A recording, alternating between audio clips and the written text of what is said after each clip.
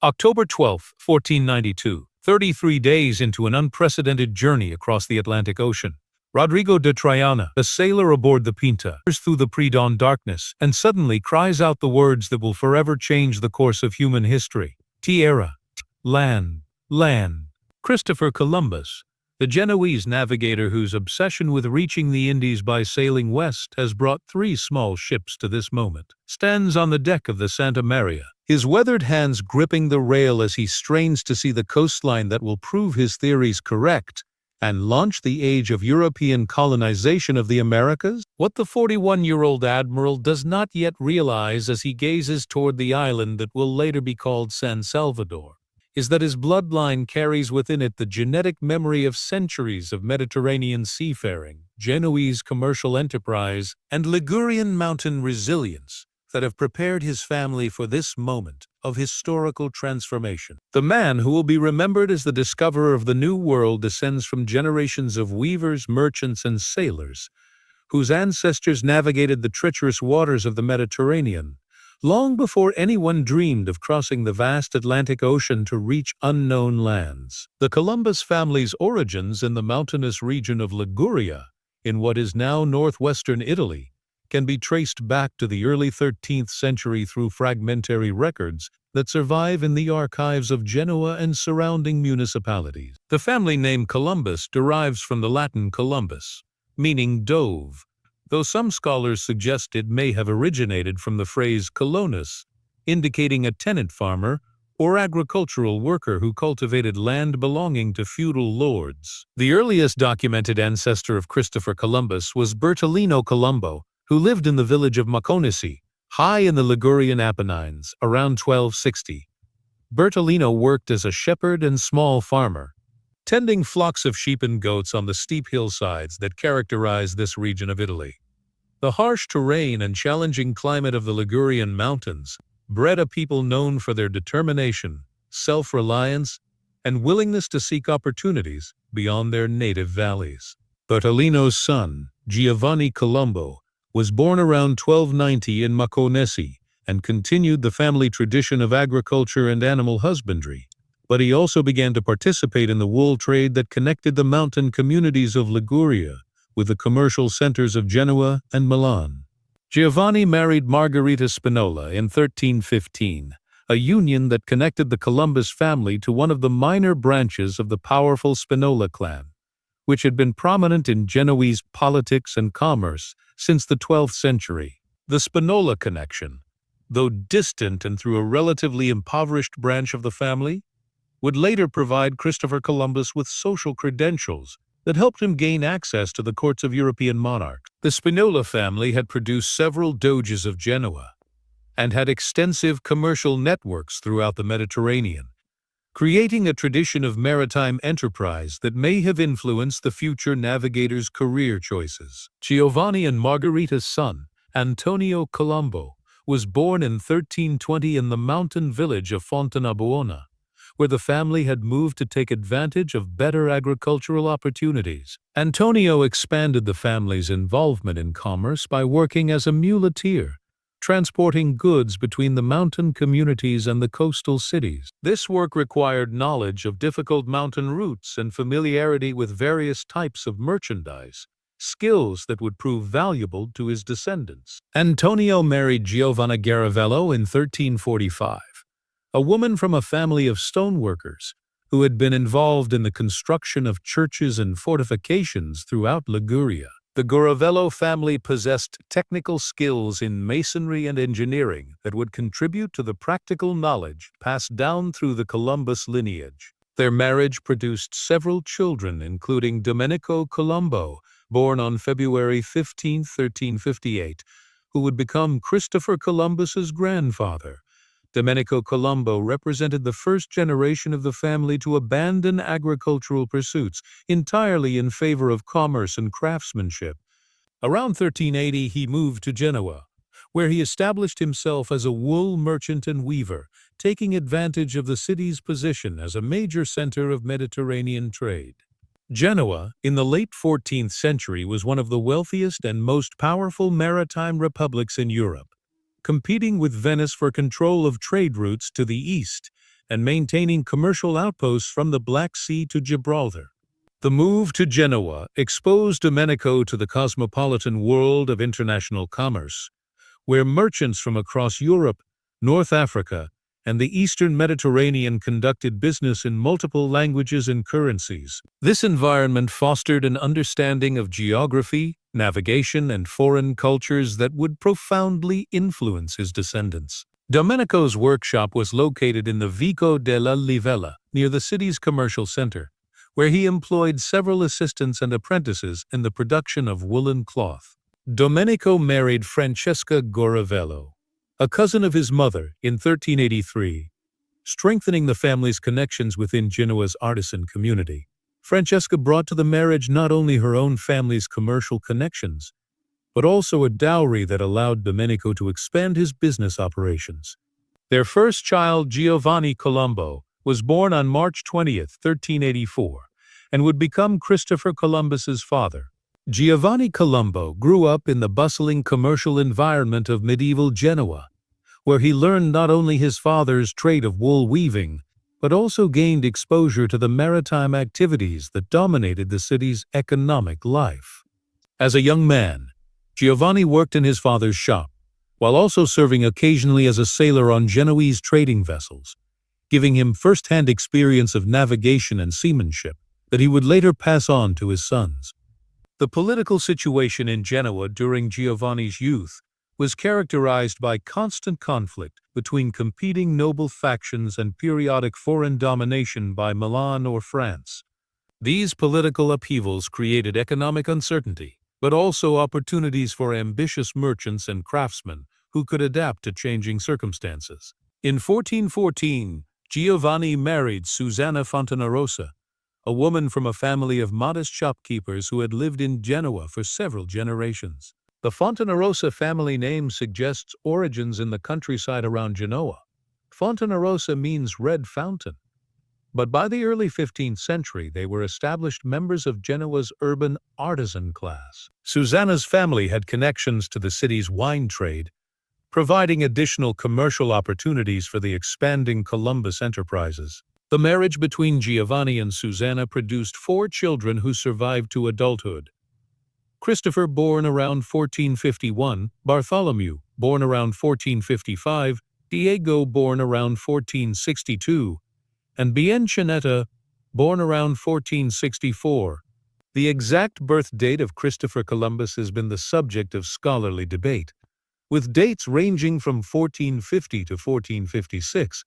But most evidence suggests he was born between August and October 1451 in or near Genoa. Christopher's childhood was spent in the Vico Dritto di Ponticello, where his family operated a tavern and weaving shop that served both residents and visiting merchants.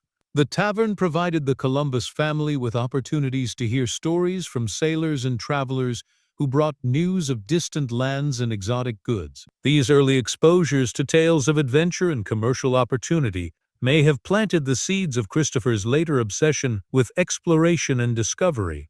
The education provided to Christopher Columbus was typical of the merchant class in 15th century Genoa, emphasizing practical skills rather than classical learning. He learned to read and write in the Ligurian dialect and acquired basic mathematical skills necessary for commercial transactions. More importantly, he gained familiarity with Latin, which was essential for international trade and communication with educated people throughout Europe. Christopher's formal education probably ended around the age of 14, when he began working full-time in his father's business. However, his intellectual curiosity led him to continue learning throughout his life, eventually acquiring knowledge of Portuguese, Spanish, and possibly Arabic. His later writings demonstrate familiarity with classical authors, medieval geography texts, and contemporary accounts of exploration, suggesting that he was largely self-educated in the subjects that would prove crucial to his career. The Columbus family's financial situation improved significantly during Christopher's adolescence, as Giovanni expanded from weaving into wine selling and tavern keeping. By 1470, the family owned property in several locations around Genoa and had established business relationships with merchants in other Italian cities. This modest prosperity provided Christopher with opportunities to travel and gain experience in commercial activities beyond Genoa. Christopher's first documented sea voyage occurred in 1470, when he sailed as a commercial agent for Genoese merchants, trading in the eastern Mediterranean. This voyage took him to the island of Chios in the Aegean Sea, where Genoa maintained a colonial administration and controlled the lucrative mastic trade. The experience of sailing in Greek waters and observing colonial administration provided Christopher with valuable insights into navigation, international trade, and the challenges of governing distant territories. The eastern Mediterranean in the 1470s was a region of intense competition between Christian and Islamic powers, with the Ottoman Empire gradually expanding its control over territories that had been dominated by European merchants since the Crusades. Christopher witnessed firsthand the disruption of traditional trade routes and the increasing costs associated with Eastern commerce, experiences that would later motivate his search for alternative routes to Asian markets. During his time in Chios, Christopher also encountered refugees from the recent Ottoman conquest of Constantinople 1453, including scholars and merchants who brought with them knowledge of Eastern geography and navigation techniques. These encounters expanded his understanding of the world beyond Europe, and may have contributed to his later conviction that Asia could be reached by sailing west across the Atlantic. Christopher's return to Genoa in 1471 coincided with his family's involvement in a complex business dispute that would eventually force them to leave the city. Giovanni Colombo had invested heavily in a wine trading venture that failed, when political conflicts disrupted commercial relationships between Genoa and its traditional markets. The financial losses from this venture, combined with debts accumulated during years of expansion, left the family facing bankruptcy and legal action from creditors. The pressure of financial difficulties led Christopher to seek opportunities outside Genoa, where his family's reputation had been damaged by their business failures. In 1472, he joined a Genoese trading expedition bound for northern Europe, gaining experience in Atlantic navigation and observing the commercial practices of Flemish and English merchants. This voyage took him as far north as Iceland, where he may have heard stories about Viking expeditions to lands west of Greenland. The northern voyage of 1472 marked a crucial turning point in Christopher's career, as it demonstrated his competence in ocean navigation and gave him confidence in his ability to command ships in challenging conditions. More importantly, it provided him with practical experience in Atlantic sailing techniques and familiarity with winds and currents that would prove essential for his later transoceanic voyages. Christopher's growing reputation as a navigator led to his recruitment for a voyage to Guinea, West Africa, in 1474, where Portuguese explorers were establishing trading posts and seeking routes to the Indian Ocean. This expedition exposed him to the latest Portuguese navigation techniques, including the use of celestial navigation and improvements in ship design that made long ocean voyages feasible. The African voyage also introduced Christopher to the Portuguese court system and the methods by which royal governments sponsored and financed exploration expeditions. He observed how Portuguese navigators combined scientific knowledge with practical seamanship to achieve systematic exploration of unknown coastlines, lessons that would inform his later proposals to European monarchs. By 1476, Christopher had established himself as an experienced navigator capable of commanding vessels in both Mediterranean and Atlantic waters. However, his career suffered a major setback when the ship he was commanding was attacked by French corsairs off the coast of Portugal. The vessel was burned and sunk, but Christopher managed to swim to shore near Lagos, beginning an involuntary residence in Portugal that would shape the rest of his life. Christopher's arrival in Portugal as a shipwreck survivor initially left him dependent on the charity of residents, but his navigation skills soon attracted the attention of Portuguese merchants and officials. Portugal in the 1470s was the leading European power in oceanic exploration. With a sophisticated understanding of Atlantic navigation, and a systematic program of exploration along the African coast. The Portuguese court provided Christopher with access to the most advanced geographical and navigational knowledge available in Europe, including maps, charts, and theoretical works that influenced his developing ideas about the possibility of reaching Asia by sailing west. He gained employment with Portuguese trading firms and participated in several voyages to Atlantic islands, including Madeira and the Azores. Christopher's marriage to Philippa Moniz Perestrello in 1477 connected him to a family with extensive experience in Atlantic exploration and colonization. Philippa's father, Bartolomeu Perestrello, had been one of the first governors of Porto Santo in the Madeira Islands, and had participated in early Portuguese exploration of the African coast. Through this marriage, Christopher gained access to charts, documents, and family traditions that expanded his knowledge of Atlantic navigation. The Perestrello family's archives contained maps and sailing directions accumulated over decades of Portuguese exploration, including information about wind patterns, currents, and island positions that would prove crucial for Christopher's later voyages. More importantly, the family's experience in colonial administration provided him with insights into the challenges of establishing and maintaining settlements in distant territories. Christopher and Philippa's son Diego was born around 1480, creating family responsibilities that initially limited Christopher's ability to pursue his exploration schemes. However, fatherhood also intensified his motivation to achieve financial success and social advancement through discovery and conquest. The need to provide for his family became one of the driving forces behind his persistent efforts to gain royal sponsorship for westward exploration. During his residence in Portugal, Christopher developed the geographical theories that would eventually lead to his discovery of America. He studied classical texts by Ptolemy and Pliny, medieval works by Marco Polo and John Mandeville, and contemporary Portuguese accounts of African exploration. His analysis of these sources convinced him that the Earth was smaller than generally believed, and that Asia extended much farther east than shown on contemporary maps. Christopher's theoretical calculations suggested that the distance between Europe and Asia by sailing west was much shorter than the actual distance between Europe and America.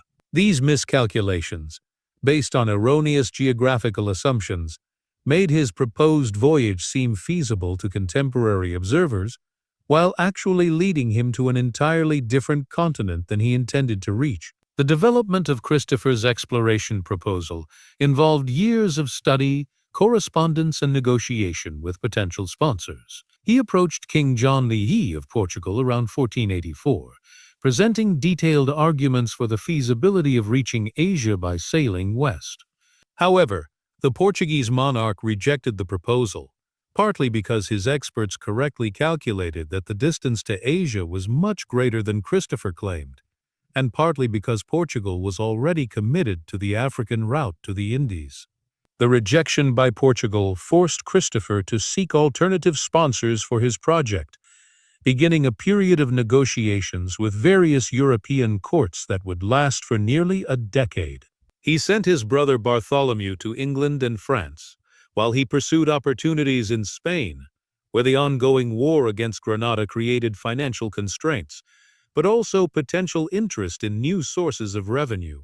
Christopher's first approach to the Spanish court occurred in 1485, when he presented his proposal to Queen Isabella and King Ferdinand through intermediaries at the court. The Spanish monarchs were initially skeptical of the project, but agreed to have it evaluated by a commission of experts.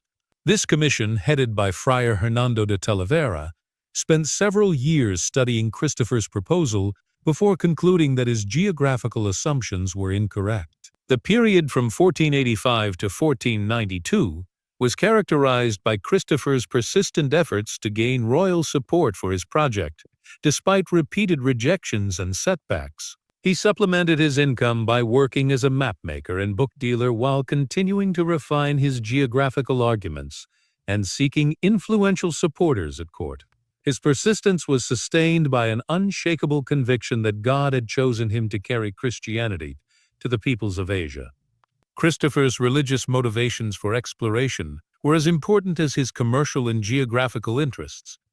He believed that the profits from his proposed voyage could finance a new crusade to recapture Jerusalem from Islamic control, fulfilling medieval prophecies about the end times. These apocalyptic beliefs provided him with the spiritual strength to persevere. The Spanish monarchs, freed from the expenses of the Granada War and seeking new sources of revenue, reconsidered his proposal. The intervention of Louis de Santenjal, the royal treasurer, was crucial in convincing Queen Isabella to support the expedition. The capitulations of Santa Fe, signed on April 17, 1492, granted Christopher the titles of Admiral of the Ocean Sea, viceroy of all lands he might discover, and governor of any islands or continents he might claim for Spain. The agreement also specified that he would receive 10% of all revenues generated by his discoveries, making him potentially one of the wealthiest men in Europe if his expedition proved successful.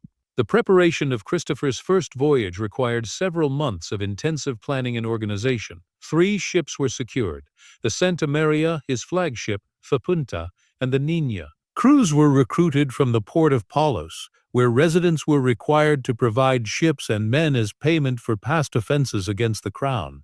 The expedition's supplies included provisions for 1 year, weapons for defense and conquest, and trade goods for exchange with Asian merchants. Christopher's crew for the first voyage totaled approximately 90 men, including his brothers Diego and Bartholomew, experienced sailors from Palos and surrounding areas, and several specialists, including an interpreter who spoke Arabic. The diversity of the crew reflected the international character of Spanish maritime enterprise and the complexity of preparing for an expedition to unknown territories. The departure from Palos on August 3, 1492, marked the beginning of the most significant voyage in human history.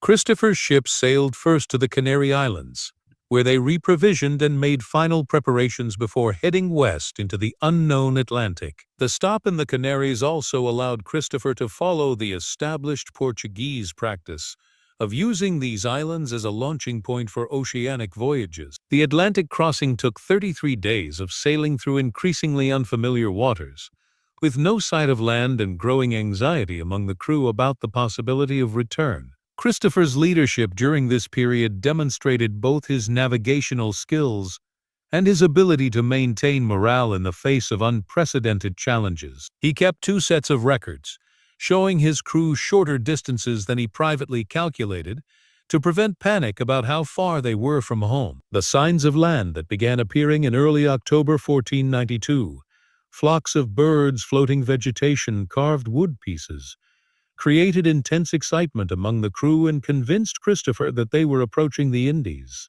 The actual landfall on October 12th occurred at an island in the Bahamas that the local Taino people called Guanahani, which Christopher renamed San Salvador in honor of Christ the Savior. Christopher's first encounters with the indigenous peoples of the Caribbean revealed both his preconceptions about Asian peoples and his immediate recognition of the commercial possibilities presented by these new lands. He described the Taino as peaceful, generous, and suitable for conversion to Christianity, while also noting their nakedness and lack of iron weapons as signs of their potential subjugation. The exploration of the Caribbean during the first voyage took Christopher to several islands, including Cuba and Hispaniola, where he established contact with various indigenous groups and collected samples of local product. His conviction that he had reached the Indies prevented him from recognizing that he had discovered an entirely new continent, leading to misunderstandings that would persist for the rest of his life. The wreck of the Santa Maria,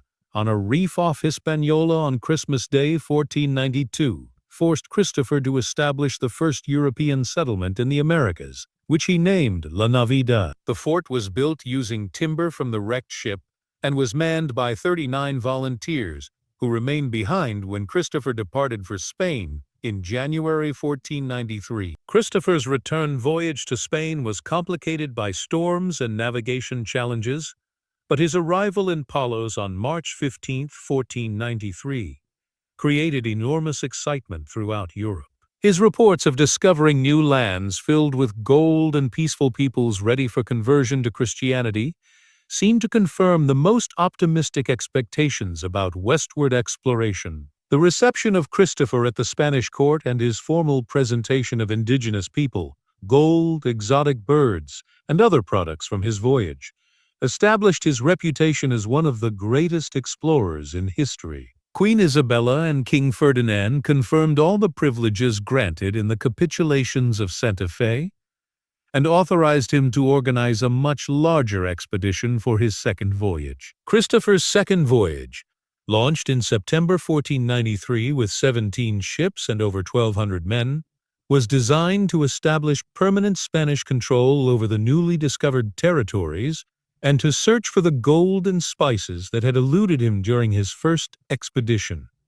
The scale of this expedition reflected the Spanish determination to exploit their discoveries before other European powers could establish competing claims. The second voyage resulted in the exploration of many additional Caribbean islands and the establishment of the first permanent European city in the Americas at Santo Domingo on Hispaniola. However, the expedition also revealed the challenges of colonial administration and the resistance of indigenous peoples to Spanish domination. Christopher's harsh methods of governing both Spanish colonists and indigenous peoples created conflicts that would characterize Spanish colonialism for centuries. Christopher's third voyage in 1498 led to his first sighting of the South American mainland near the mouth of the Orinoco River.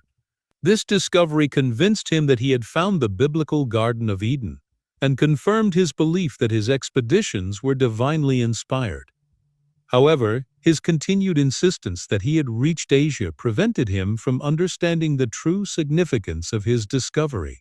The growing criticism of Christopher's colonial administration led to his arrest and return to Spain in chains in 1500. Although Queen Isabella immediately ordered his release and restoration of his honors, his reputation was permanently damaged by reports of his cruelty toward both Spanish colonists and indigenous peoples. The Spanish crown appointed new governors for the American territories, while allowing Christopher to retain his titles and privileges. Christopher's fourth and final voyage in 1502-1504 was his most challenging, involving shipwrecks, conflicts with Spanish colonial authorities, and a year-long marooning in Jamaica. Despite these difficulties, he continued exploring the Central American coast and maintained his conviction that he was mapping the coastline of Asia. His return to Spain in 1504 was followed by 2 years of unsuccessful efforts to regain his former authority in the Indies. The death of Queen Isabella in November 1504 deprived Christopher of his most important supporter at court, and effectively ended his hopes of recovering his colonial authority. He spent his final years in legal battles with the Spanish crown over the revenues and privileges promised in the capitulations of Santa Fe, while his health deteriorated from the diseases and injuries accumulated during his voyages. Christopher Columbus died in Valladolid, Spain, on May 20, 1506, still believing that he had reached the Indies, and still claiming the titles and privileges granted for his discovery. His funeral was attended by court officials and fellow explorers, but the ceremony was relatively modest for a man whose voyages had opened an entire hemisphere to European exploration and colonization. The immediate aftermath of Christopher's death was characterized by legal disputes between his heirs and the Spanish crown over the inheritance of his titles and the revenues from his discoveries. These lawsuits, known as the Pleitos Colombinos, continued for decades and involved a detailed examination of Christopher's achievements and the promises made to him by the Spanish monarchs. Christopher's son Diego successfully claimed the governorship of Hispaniola and other territories discovered by his father, establishing a colonial dynasty that lasted until the mid-16th century. However, the vast revenues that Christopher had expected from his discoveries never materialized, partly because the real wealth of the Americas lay in silver mines and agricultural products that were not immediately apparent to early explorers. The recognition of Christopher Columbus as the discoverer of America developed gradually during the 16th century, as geographers and historians came to understand that his voyages had revealed the existence of a previously unknown continent rather than a new route to Asia. This recognition was complicated by competing claims from other explorers, and by Christopher's own insistence that he had reached the Indies. The naming of America after Amerigo Vespucci, rather than Christopher Columbus, reflected the complex process by which geographical knowledge was disseminated and accepted in early modern Europe. Vespucci's recognition that the lands discovered by Christopher constituted a separate continent distinct from Asia was crucial for the accurate mapping of the discoveries. Even though Christopher's voyages had preceded Vespucci's expeditions, the legacy of Christopher Columbus in European historical memory evolved significantly over the centuries following his death. Medieval and Renaissance accounts emphasized his role as a Christian hero who had opened new territories for evangelization, while Enlightenment historians focused on his contributions to geographical knowledge and commercial development. The celebration of Christopher Columbus as a symbol of American achievement began in the 18th century and reached its peak during the 19th century, when Italian Americans and Catholic Americans adopted him as a representative of their contributions to American society. The 400th anniversary of his first voyage in 1892 was marked by elaborate celebrations throughout the United States and the establishment of Columbus Day as a national holiday. However, the 20th and 21st centuries have brought increasing criticism of Christopher Columbus as historians and indigenous rights advocates have emphasized the devastating consequences of his voyages for the native peoples of the Americas. The diseases, violence, and exploitation that followed European colonization resulted in massive population decline among indigenous communities and the destruction of complex civilizations that had developed over thousands of years. The modern reassessment of Christopher's legacy has also highlighted the contributions of other explorers, navigators, and indigenous peoples to the process of connecting the Eastern and Western hemispheres. Viking expeditions to North America preceded Columbus by 500 years, while indigenous peoples had been traveling between islands and continents for millennia before European arrival. The genealogical legacy of Christopher Columbus continued through his legitimate son Diego and his illegitimate son Ferdinand, both of whom played important roles in Spanish colonial administration and the preservation of their father's papers and reputation. Diego's descendants held the title of Duke of Veragua and maintained claims to revenues from American territories until the 19th century. These ancestral experiences provided Christopher with the practical skills, cultural knowledge, and personal determination that enabled him to conceive and execute one of the most ambitious projects in human history. The enduring fascination with Christopher Columbus reflects both admiration for his navigational achievements and recognition of the profound historical consequences that flowed from his voyages. His story embodies the complex legacy of European expansion, technological innovation, and cultural encounter that continues to shape contemporary global society more than 5 centuries after his first landing in the Americas.